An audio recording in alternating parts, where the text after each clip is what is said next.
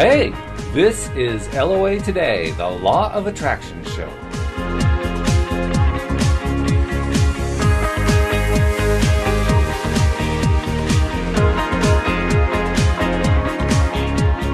Welcome to LOA Today. My name is Walt Thiessen. And this is indeed Walt and Louise Thiessen, and it's not just two of us today. We have two more people joining us. Hooray! We have my brother Mark and girlfriend Uohna, and there are now four of us doing the program today. Good morning. Welcome. And they are outside of Dayton, Ohio. Yay, good morning. How are you both this morning? Good, we're doing great. It's a beautiful Saturday morning here in Dayton. We've had quite a bit of sunshine lately, and so we figured, why don't we... Oh, good. Well, we figured, why don't we start off with you guys just giving a little bit of an overview of how you came to the whole law of attraction thing, because Louise and I have done that in previous shows, and then we'll get into talking about what's been going on. Okay. Well, for my part, I first learned about it from the movie The Secret, and it was interesting to me, but it didn't hold my attention long enough. So I had too many doubts about it, too many questions. And that lasted until I met Uohna, and she was interested, and so I reluctantly got involved with her. And then as I learned more and more, I realized that my questions were being answered. And I just opened up to it completely, and we've been into it ever since. For me, it's been a longer journey over several years. Growing up in a strict religious background, I kind of realized that there had to be something more, and so I was searching and reading a lot of books that dealt with spirituality and consciousness, and I saw the movie The Secret, and actually it scared me because the way the movie's made, it sort of tries to look like it brought to mind pictures of voodoo and witchcraft and all that kind of stuff, and so I kind of put that out of my mind, but I kept reading and learning. Oh, wow. And I realized that, this law of attraction is actually something that had been a part of my life for a long time without actually naming it as such. But, the more, after meeting Mark and we started reading more together, and then meeting you, Walt and Louise, and realizing that we were kind of on a similar path, and then Walt came up with the idea that all of us should embark on this journey together and explore this whole law of attraction more directly and apply it to our lives, and we've been just learning a whole lot more ever since.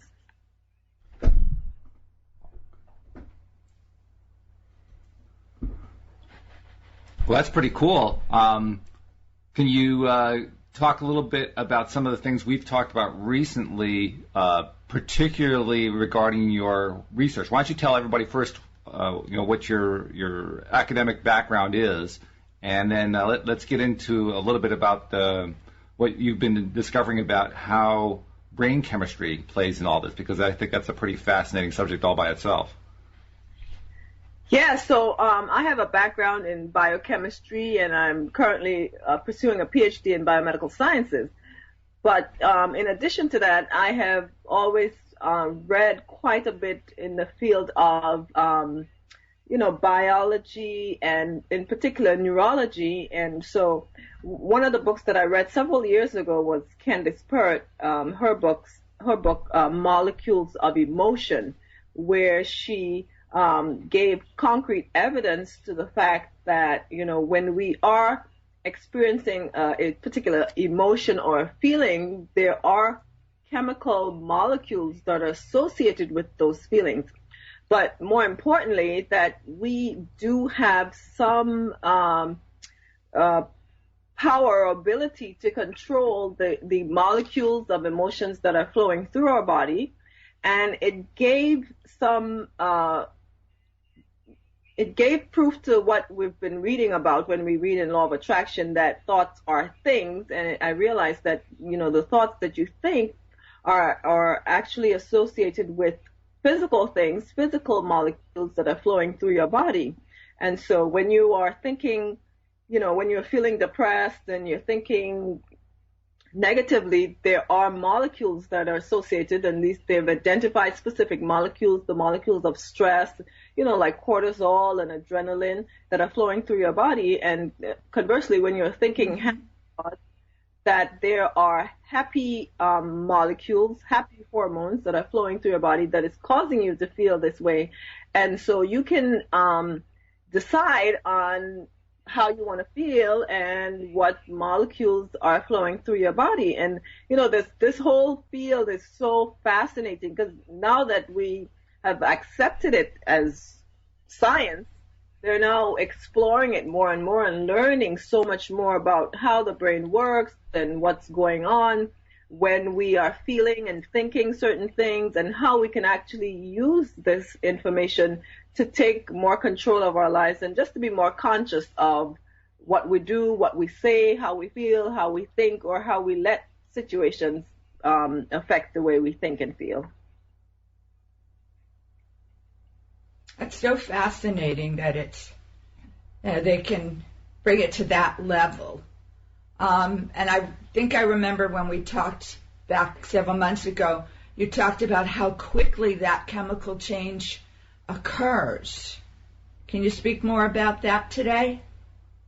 Yeah. In another book, The Stroke of Insight, and I can't remember the name of the author right now, but she is a neuroscientist who had a stroke and was, conscious for the beginning part of it. And so she was able to experience it from the inside out, and she talked about that. But more, yeah, Jill Bolte Taylor, that's the name of the author. And she talked about her recovery and what she learned, as a result of her stroke, and also because of her background in neuroscience.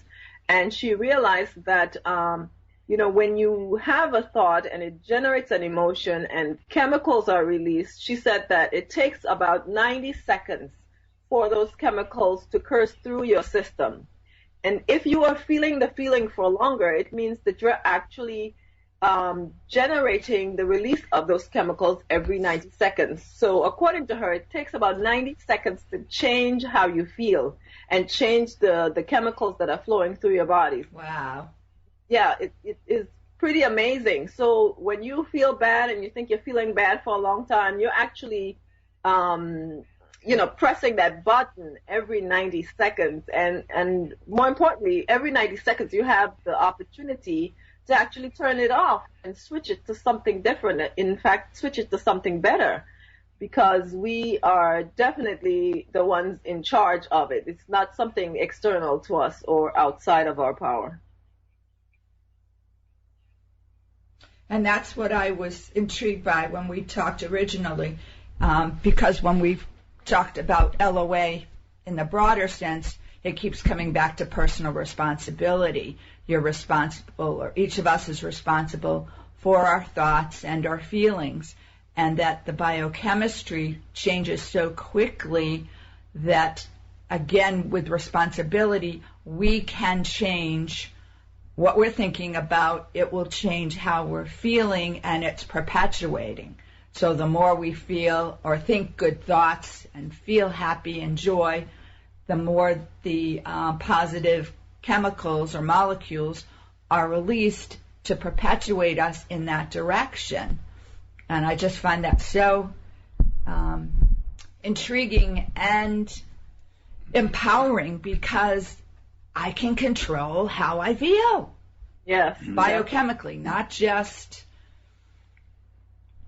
from the inside out, not just the surface of it, which I love. And the other fascinating thing about all of the other this, thing that Oh, go ahead. Oh, is that now science and medicine are realizing that the mind and the attitude and the outlook has such a great impact in terms of your health and well-being. Because when you think about it, when you're feeling those negative thoughts and you have those negative chemicals coursing through your system, through your blood, through your veins, those chemicals are dangerous. They're harmful. They're destructive. They do bad things to your cells and your tissues and your organ. Whereas on the other hand, the positive chemicals, the feel-good chemicals, the feel-good hormones, they are life-giving. They are regenerating. They are healthy. They make you better, not just feel better, but they actually help and heal your cells. So now they understand why it is that some people, get cancer and recover and, change their lives and, are healthy for the part for the rest of their lives, where there are other people who, they get cancer, they go into remission, then they get the cancer again, and they go into remission until, eventually the cancer takes their life because, and they both are receiving the same treatment and for the most part are under the same circumstances. But in terms of what chemicals are flowing through their body, it makes a huge difference in terms of how they recover, how they heal, and how they stay healthy. So that's another good thing for all of us, even for those of us who may not, accept law of attraction in all its entirety. We realize now, medicine affirms it, that, what you think can impact your health and your well-being. And that was brought out to a larger extent probably 20 years ago, and I cannot remember his name. Was he a doctor who was very sick? And he, for some reason, Bernie sits in my head as a name, but he played comedic movies. Oh, what was his name? Well, I know of Norman Cousins, who healed himself of a terminal illness by watching funny movies. That's okay. That may be who it was, but he didn't have the research behind it that you're talking about. I don't believe about the brain chemistry and the endorphins and the molecules and stuff. But he was on the right track, that's for sure. Yeah, definitely. I found it astonishing when we learn these things that the body should be so wired to be healthy with positive, happy emotions and unhealthy with negative emotions. It's like, it makes sense. Yeah. Well, it also fuels a lot of the frustration people have, because when they first get exposed to the whole concept of law of attraction, and let's be honest, it generally gets put into the New Age category and tends to be a little bit mystical in many people's eyes and so forth. So it has at least one or two strikes against it before you even start considering it. And then people start trying to apply it, and they get frustrated because they think about something, they're trying to attract, and then they hold that thought for a bit, and then they go on with their lives, and in the midst of going on with their lives, they get into the old routines that they've been doing all along, which are usually negative routines, and then they find that things don't quite work out the way they expected it to. In fact, in addition to the difficulty of changing direction, positive to negative and negative to positive, they also find that when they start getting into a negative, the negative just kind of spirals. It just gets worse and worse and worse. And what you're telling us here, what your research has been telling us, is that, well, there's actually a scientific reason for it. So what started out in the New Age realm now starts coming into the scientific realm and starts to actually make some sense.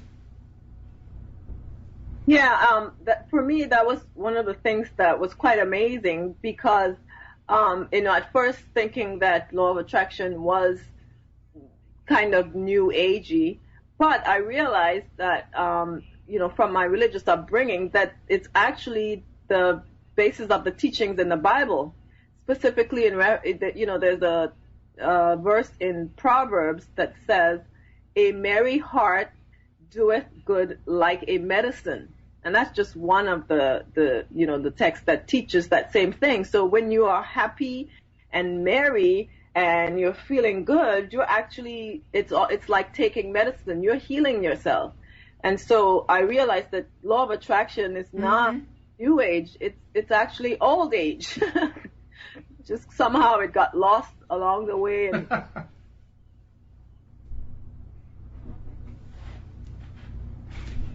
well, that's like Mike Dooley, I think it's Mike Dooley talks about how this is one of the two basic laws of our universe. There's gravity and there's the law of attraction. And everything is affected by them, whether you want to believe it or are aware of it or not. And for us, at least for myself, and I think I can speak for Walt, that becoming so aware of the power of the law of attraction and that it is at work every minute, every second of every day, and that it's at our disposal to use it to our advantage if we so choose, why wouldn't we take advantage of that and take control of our lives? Now, that's not always easy because I'm finding, okay, I have to be responsible for my life every minute of every day and every thought I have, and that can be overwhelming when I've been trained for almost 60 years to think and look for the negative, and trying to reprogram myself does not happen overnight, at least for me. I can't just switch the old stuff off. I wish I could,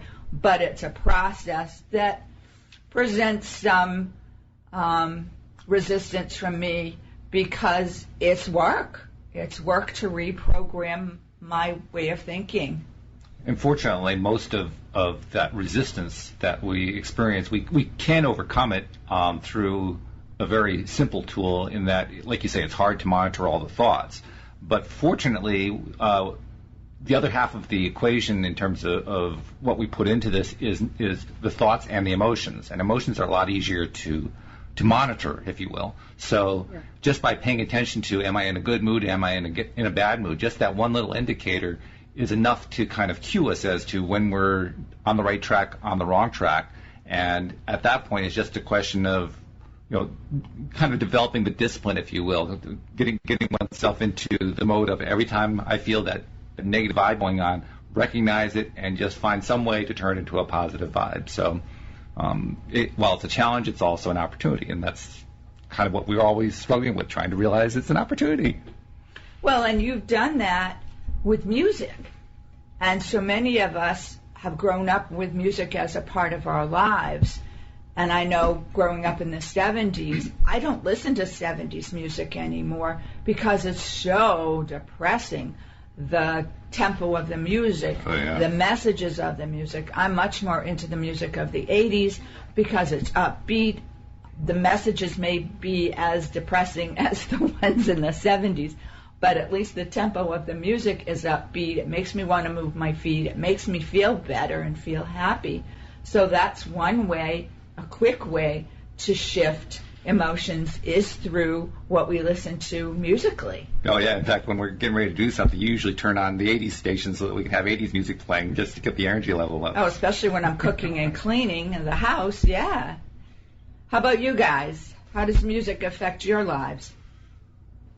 Music does have a very positive impact. In fact, we did some time ago create a whole YouTube station with a collection of happy music. It's been a while since we listened to it because, just like you said, sometimes you have all these wonderful intentions, but your past programming, for want of a better word, tends to cause you to go back into the same old again.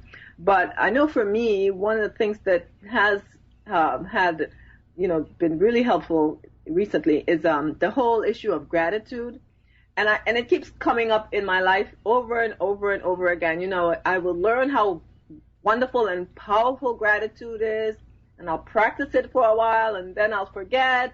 And then the universe reminds me again in another powerful way just how powerful gratitude is, and I'll try to incorporate it. But, you know, the thing about it is our default is the opposite of gratitude. We are raised and trained to be ungrateful and to play the victim role and to sulk about what we don't have and what we want and what we like to have and what's missing. And all that does is bring more of that sulky, uncomfortable, unwanted feeling.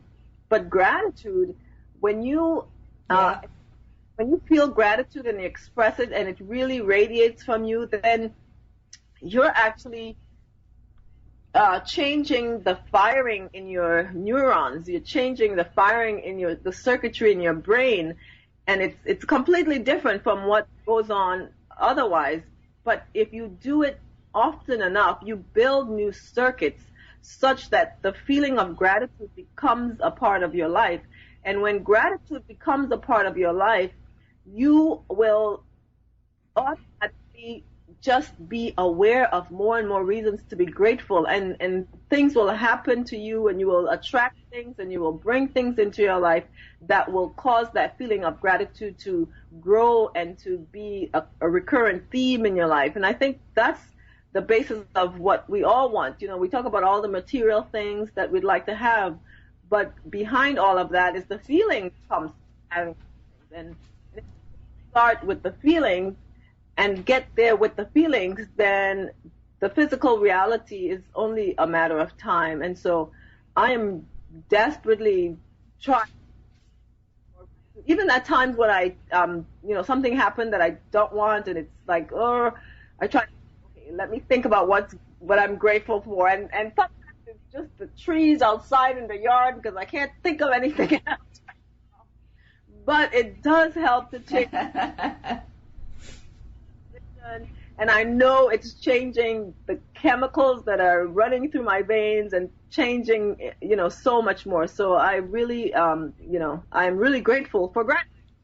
And you mentioned growing new circuits, and that leads to yet another area of research that we've been reading about and learning about from Dr. Joe Dispenza, about how our neurons work, our brains work, that they actually do grow circuits, that they actually connections. The neurons will weaken some connections that are no longer necessary and strengthen new connections that are new to your experience and that you're trying to make stronger, including happy emotions and such. And yeah, it's part of the effort, but that's the results as well.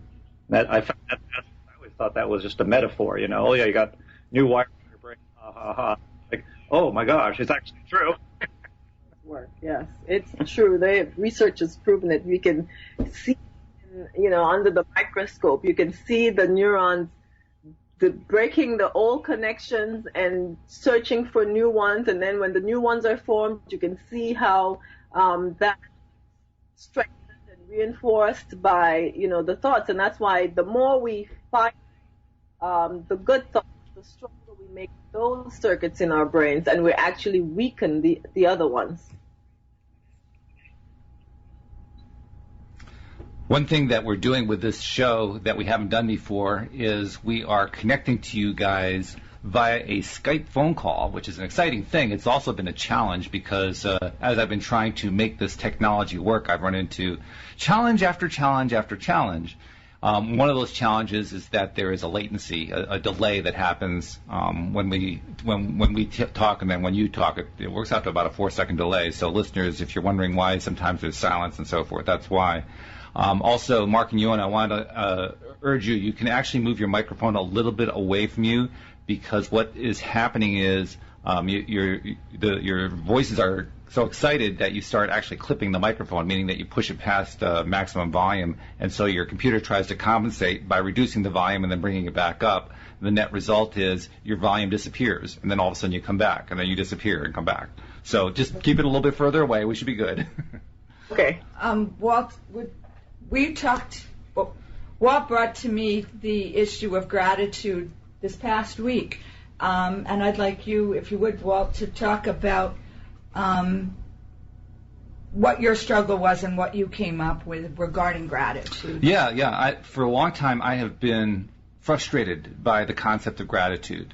And the reason I've been frustrated by it is there are a lot of times in not just American culture, but cultures around the world, when the whole concept of gratitude gets tied up with hidden resentment. A lot of it has to do with the fact that parents try to teach their kids to always say please and thank you and be grateful for stuff and so forth, but they do it in such a way that it turns guilt-ridden.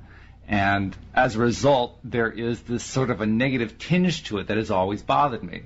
So I had given it a lot of thought, and I don't remember which teacher I heard this from first, but it saved the day for me. So for me, instead of thinking in terms of gratitude, I think in terms of appreciation, because appreciation, that word doesn't have the same negative tinge to it that gratitude can have under certain circumstances. So take everything you said, Uohna, change the word gratitude for appreciation, and you got me completely on board.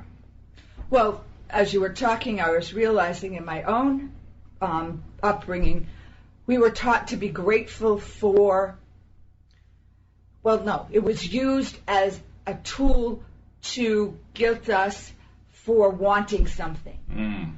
Be grateful for what little, it wasn't said what little you had, but it was, in effect, don't dare want for more, don't dare reach for more. So be grateful that you have what you do have, not be grateful for the abundance in the world and that you can take control and you can make manifest what happens, but be grateful for the crumbs. That's what it was, especially for us women. We get taught to give to everyone else and take the crumbs last and be grateful for the crumbs. Well, I'm not grateful for crumbs anymore. I'm reaching for the whole cake and the pie and the pastry shop, too. Me too, absolutely. There's also the word ungrateful, which there isn't. I can't think of an equivalent for appreciation. Unappreciation. So there's that in our lexicon growing up, hearing an expression about he's so ungrateful and you ungrateful whatever. Right, because you're not willing to take. You want more because you want more and are looking for more, which is from what I'm learning, a natural, healthy state of being. That with the law of attraction, it can all be ours. Yes, you can appreciate what you do have, but it's not wrong to want more. And I would say the opposite of appreciation is either depreciation or devaluing.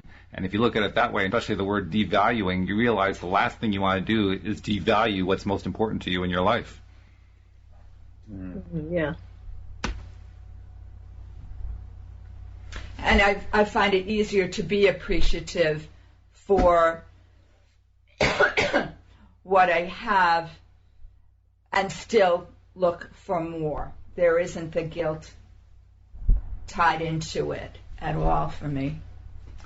One thing that we do often when we do these calls, and listeners, this is a kind of call that we do quite a bit just privately, not just on radio shows, because it's a great way to keep up and catch up. So let's do a little catching up. What have you guys been up to the last week or two that might be an interesting story to tell, something that listeners might be interested in, something we might be interested in that we haven't heard about? Law of attraction wise? Yeah. Well, we have been reading this wonderful book, The Law of Attraction in Action by Dina Davis, that I borrowed from the library. And, there are so many books on law of attraction, but, you have to kind of look for the ones that appeal to you as, personally. And so this one did, because in it, she talked about how to actually apply law of attraction, but specifically she mentions this step between establishing your desires, which is the first step, deciding on what it is that you actually want, and then, creating an image around that. But she mentions also focusing on your state, which is trying to be in an elevated state of emotion and feeling happy and grateful and in appreciation and all that. But then she also adds that, after you've set your desires and your intentions, you should actually be on the lookout for, I forgot how she called it, but for signs from the universe that your desire is on its way to you, or you are on its way to your desire. And look for these specific signs. And in it, she tells the story of how she wanted to go on this trip to Hawaii for a writers' convention, but they had just returned from Hawaii for vacation, and they didn't have the money, and but she set an intention to go to this trip, and she shared it with her husband, and they said, well, we're just going to look for signs from the universe. And so the first thing that happened, I think they went somewhere, or they were listening to the radio, and they heard the song by the famous Hawaiian singer Israel something. I can't remember his last name, but he has a famous rendition of some. Kay with a very long last name. Yes. Very traditional Hawaiian last name. Yes. Yeah. So they both looked at each other like, okay, that's the sign. Then they went to some place, and the place was advertising Hawaiian vacations. They had a picture of the islands, and the women smiling and all that kind of stuff. And it wasn't a travel agency. It was someplace unexpected. I mean, it would be unexpected that they had something like that. Right, and they live in Seattle, so they said, that usually that's like, there's no, usually no ads for Hawaii where they live. They grew up in Seattle, and they'd never seen anything like that before. What was the third? I forget what the third thing was. Because they said, you know what, those are good signs and everything, but they need something more concrete. And so the husband, on a whim, decided to check out some travel agencies and see what was happening. And he found one where they had a package for a vacation to Hawaii at the same time of the convention that was 50% off. And they said, oh my goodness, that's definitely a sign. Oh, wow.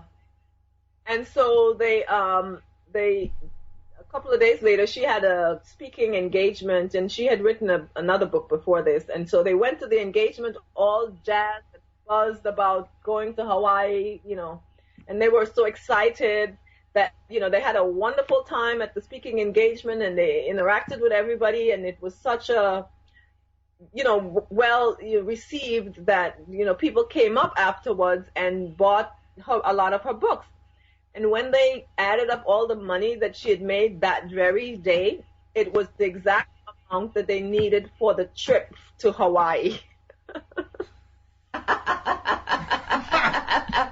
Wow. That's fantastic. Yeah, so That's fantastic. Fine. I wrote. I had an experience recently at the movie theater. We got in free because we had. That's right. That morning. About a week or so ago, I don't think we were thinking of anything in particular. We were just doing the usual practice, keeping our mood high and anticipating wonderful things in our life. And we did ask that morning for some kind of a sign that the universe is working with us. And that evening, we went out to a movie we were kind of late for, and we went rushing in after, like 5 or 10 minutes after the movie had started, and the guy at the desk just waved us on in. He said, "Don't worry about the ticket." So we got a free ticket out of that. We thought, okay, that's a nice little sign. Yeah, which was really cool, and it was a nice movie. I think it was. What was it? It was unofficially about Scientology. Oh, that's right. That's right. The Master. That was the Master. Yeah. Yeah, that was interesting. Yes. We had a similar experience. About 2 weeks ago, something like that. We were out and about, and there was a new store in town that it was one of these recycle stuff kind of a store. And Louise wanted to stop in, so we stopped in. And while we were stopping in and looking around to see what they had, Louise noticed some fairly nice-looking office chairs and knew that I kind of needed a new office chair because the one I'd been using was not holding up real well under the wear. I give it a lot of wear. So went over and took a look, and there was one in particular that felt fairly comfortable. And so we said, well, yeah, let's find out what they want for it. knowing that funds were a little bit tight, so I didn't want to spend a whole lot of money on it. But nevertheless, I was curious, so went to find out, and they said, well, it's a cloth-covered chair, so unfortunately we can't sell that one because of various federal laws that restrict selling of chairs that have cloth exteriors because of the risk of passing diseases and vermin and all kinds of stuff. Because of that, we can't actually sell it. So what we can do is we can give it away in regard to also making a sale, a purchase of, say, one of our desks. So if you buy one of our desks, we can give you the chair for free. Well, the last thing I wanted to do was buy a desk. I had no need for a desk whatsoever. And on top of that, all of their desks, I mean, we looked around, the desks were really pricey. They were much pricier than any office chair, even for a new office chair. And I was looking at them with regard to, okay, we could buy it, we don't need it. Can I resell it and at least make back what we paid for it?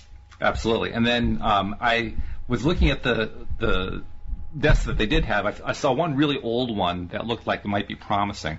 So I came up with this idea in my mind, and I almost didn't even want to say anything because it felt like such a wheeler-dealer kind of approach. But their salesperson came over, and Louise kind of gave me a little nudge. So I said, well, I feel a little bit funny bringing this up, but I'll bring it up anyway. How about this? Since this is a location where you guys accept donations for things, how about if we purchase the desk and get the chair for the price that this desk is, and then we'll donate the desk back to you because we really don't need the desk. And he laughed, and he said, well, tell you what, I've got an even better offer than that for you. And we said, what? And he said, well, if you promise not to tell, we'll just wheel the chair around the back, and you can just take it. So we got this chair for free. Which was just unbelievable. I mean, to get an office chair for free was just about the last thing we expected. I mean, I didn't even walk in there expecting to buy an office chair in the first place, but to get it for free, that was just unbelievable. So. And we walked out high-fiving each other. LOA works today.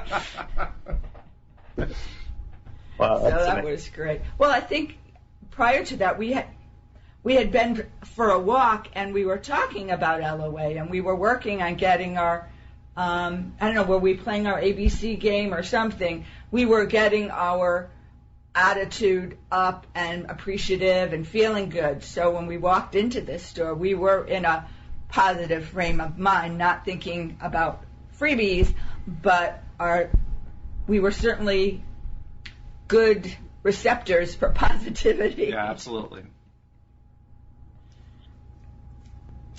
The Opa Gundam style story. Oh, yes, definitely. Sure. Yes, the whole thing. The what? Well, you two know about this already. The what? A good story to retell here about when I learned how to dance to that song Opa Gundam Style, that new song out this year, new as in this year. Oh, yes, do that. Yeah, my nieces taught me, the dance basically with the YouTube video, and encouraged me to do it. I'm kind of a shy guy. I'm not one to take center stage and do anything in public, but like that. But even if the public is just the family, it's true. But anyway, I did, and we all had a good time that Long night. history. They decided to take a video of me, so they did, and they even posted it on YouTube. But that was just the beginning of the story, because a few days later we went to an outdoor festival here in Ohio, which celebrates all kinds of outdoor activities, mountain climbing and rafting and et cetera, mountain biking and whatnot. And there was a demonstration going on there of something called slacklining, which is sort of like tightrope walking, but instead of on a tight steel rope, it's a bouncy kind of rubber band kind of strap rope that you walk on, and you can bounce up and down on it as you go. And there's a company that makes all these things, and and teams and all this stuff. It's a whole new field. Mm-hmm. And of course, they try to get the public interested in trying it out and stuff.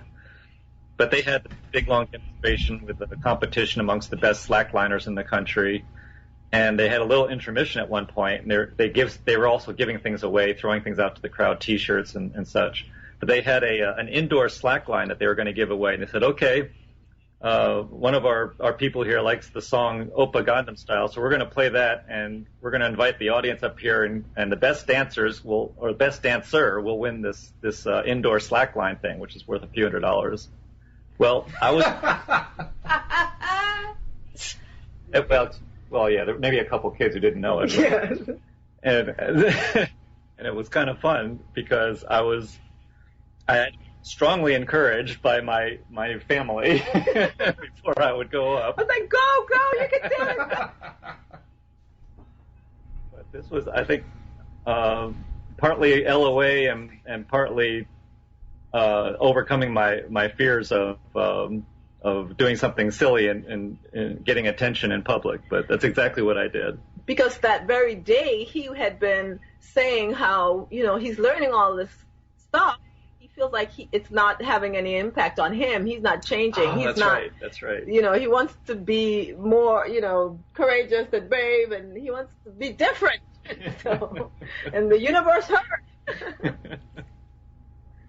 Yep. So So what was the upshot? I think we missed what the upshot of the whole thing was. How did it all turn out?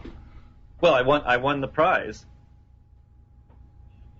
So we ended up taking home. Wow. I haven't even set it up. I got to set that thing up. Yeah.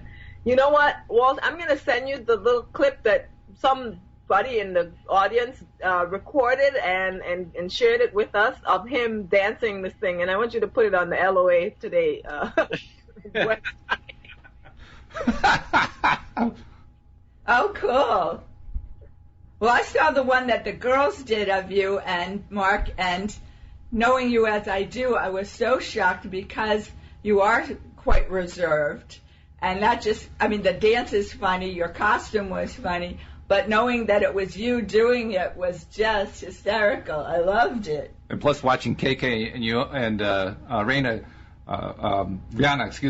just going nuts over how, I don't use the right words. It's the words that the modern generation would say, but my generation would say how cool you were. I thought that was just the funniest thing and the greatest thing in the world. Yeah, they were really psyched about that. It was so funny. We had such a great time. And even at the outdoor competition, he got in character so well. Because, there was a part of the song with pauses. And you kind of stare, he stared at the next guy who was dancing with him and got all serious. And then you hold it for a few seconds, and then you go, oh, my God. all with a straight face. And he did it. Oh, I'm looking forward to seeing that clip. That'd be great. Yeah, that's going to be fun. So one of the things that this reminds me of is that as I'm going through my day, I often have times where I'm trying to get myself to do the next 5 minutes worth of stuff, in part because I'm still transitioning away from doing things that I don't really want to be doing, because that's where I've been earning the bucks, toward doing things like LOA Today, which I do want to be doing. But in the process, of course, there's a transition period going on. So what you're reminding me of here is when the negative feeling is happening, I just have to think about my brother doing this crazy new dance whose name I can't even pronounce, and then I'll just go to the LOA Today website and watch it because I'll have a video of it. It's pretty cool. Glad I could help. Well, I don't know if it was Mike Dooley or if it... I don't know if it was in Mike Dooley or Jack Canfield or something else we read that said you can kind of trick your mind in that I'm not sure I can even, if you're trying to feel good about, say you have an exam that you're going to be taking, not a physical exam, but a written exam, and you're not getting your you can't get your enthusiasm up about that, you can trick your mind by thinking about something else that does make you feel happy and does get your mood up, and then use that energy and redirect it towards the thing you're struggling with. So you don't always have to come at something directly. You can kind of come in the back door and use what you can get yourself excited about to transfer over to the things that you have more difficulty with. And I need to keep remembering that, that's available to me to use also. Yeah, and that brought to mind, Louise, this really cool video that we saw on TED Talk. This scientist, the psychologist from the Ivy League universities, but she, her research has to do with stress and the hormones of stress and the immune system, I think, and something. But anyways, she was basically giving credence to the whole idea of fake it till you make it, and she was saying more fake it until you become it. But what they showed was that people who actually pretended that they were, and she kind of talked about, there are people who are shy and very introvert and tend to kind of cower in the presence of a crowd, whereas there are people who are naturally, powerful and confident. And she said that, under stressful circumstances, those people, those different two groups, their body is producing different stress hormones, which they measure in their saliva. And so they had a group of people, and they put them through a kind of a stressful job interview where the people were mean and that kind of stuff, and measured their saliva but then they had the people pretend that they were confident, knowing full well that they weren't, but just pretend that they're confident and they're full in the head. And sure enough, there were different chemicals being produced in the body. And she said that, if you do this, if you make it a habit of pretending, as it were, it eventually becomes who you are. And that's why she calls it not fake it till you make it, but fake it till you become it. And, there's a 15-minute TED Talk about this particular scientist. But she's saying that, we can actually change our personality, as it were, by first, pretending that we're different. Like when we would be sad or depressed or whatever, just pretend that we're happy and wonderful, and it changes our body. And if we do that enough time, it even changes who we are. I wonder how that, what you're talking about, I'm thinking, gee, that has got to affect actors in their different roles. That when you're playing against your own personality, especially somebody who's playing the villain, what does that do to their brain chemistry? Or you hear actors talk about, I love doing those parts because it's so unlike me. That is there sort of a contradiction going on in that they're playing Mr. McNasty, but they're loving it because they don't get to do this or say these kinds of things in real life. So it'd be kind of funny to see what their brain chemistry was doing in that they're playing nasty and negative, but they're loving doing it. So, in fact, there are actors who've talked about which one would predominate. And then they talked about how they get a certain rush, and I would think that probably because of this new batch of chemicals that is flowing through their veins, but they get a certain rush from doing that, and it's almost, like taking some kind of drug or something, and so some of them actually really kind of wants to go there. But it also reminds me of this anecdote that you tend to like a lot, Louise, about the woman who was diagnosed with a multiple personality disorder, and sure enough, when she went one personality to another, her blood chemistry would actually change. In fact, it's so drastic that in one personality, I think she was allergic to something or the other, and she would actually have an allergic reaction and produce the antibodies and all the stuff that goes along with having an allergic reaction. But in another personality, when exposed to the same allergen or chemical or whatever it is, she would not have the reaction. It was just amazing. Wow, that's just so.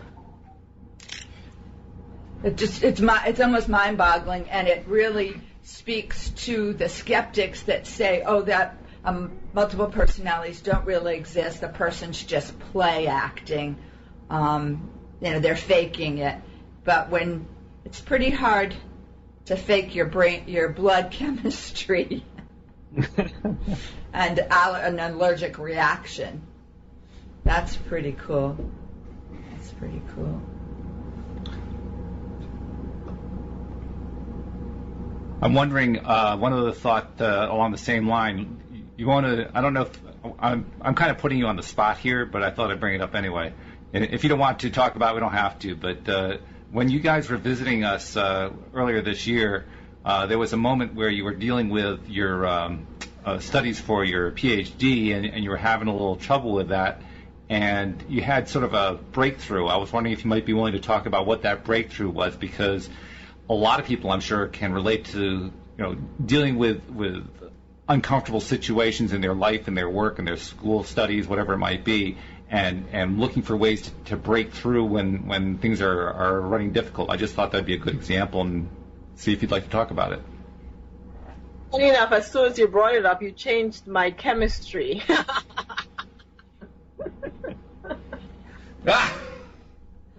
Sorry about that. To more stress? Yes. But no, it's a great. Yeah. So I was writing. Hold on one sec. Hold on one sec. Okay, Walt's cell phone was ringing. He had to go get that taken care of. I can't talk to you right now. Go ahead. Okay, yeah. So I was writing my preliminary exam for the major comprehensive exam every PhD student has to suffer through to get to the candidate stage, and I was really struggling with it. It was already written, and I had given it to my advisor, and he had made some suggestions, and I was so frustrated and stressed out because I didn't know what else to do, how else to say certain things, how much more to add, what to take away. And every time, I would try to work on it, I would just get so stressed out that I couldn't even think clearly. And so, we were visiting you guys, and I brought it with me, and I thought I'd find some time to work on it. And we were there, and I was in the room, and trying hard, and it just wasn't working. And so I came out, and Walt could see that I was obviously stressed out, and he said, do you want to talk about it? And so I said, okay. And I shared with him how whenever I would read my advisor's comments on the side, I would almost hear his voice criticizing. And so, Walt explored that and asked, why do you hear that? And I hadn't thought about it before, but he started, as he asked me more questions, I realized that, it had to do with, issues of me feeling like I am not enough, like I don't measure up, that I'm not good enough. And, it's nothing like a PhD program to bring those things out of you. And so, he started, as classic Walt would do, trying to dig deeper into the emotions and as to why I feel that way and whether those things were really true or not. And so he asked, and I can't remember the exact question. There was a question that he asked that really just kind of made the light bulb go on. Are you okay with this or something? No, something along the lines of, how is that working for you? Yeah. That's a classic old question, but I don't know if that was the particular question.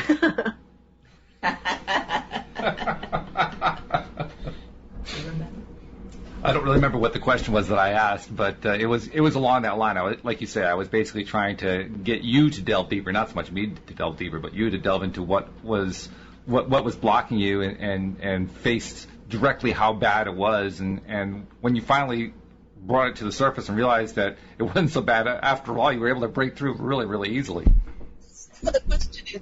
When I kept saying that I don't feel good enough, that I feel like I'm not worthy, I feel like, I'm a failure, I'm not going to be able to do this.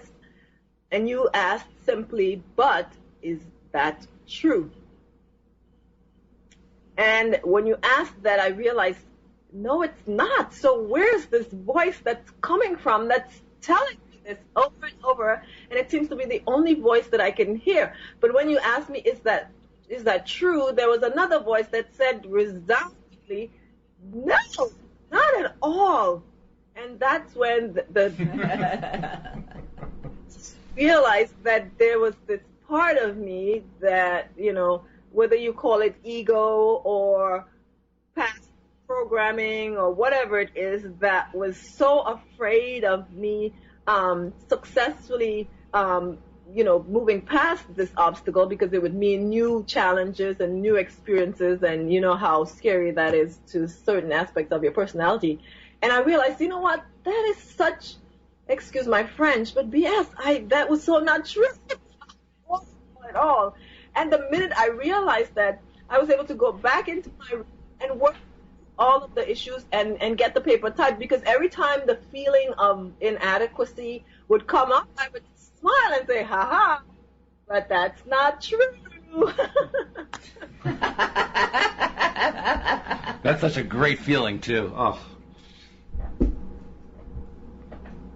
So, yes, I was really, really... And so many people do. For Walt and his intervention. Oh, I was glad to help out, no doubt about it. We'll see you all next time here on LOA Today. Goodbye, everybody.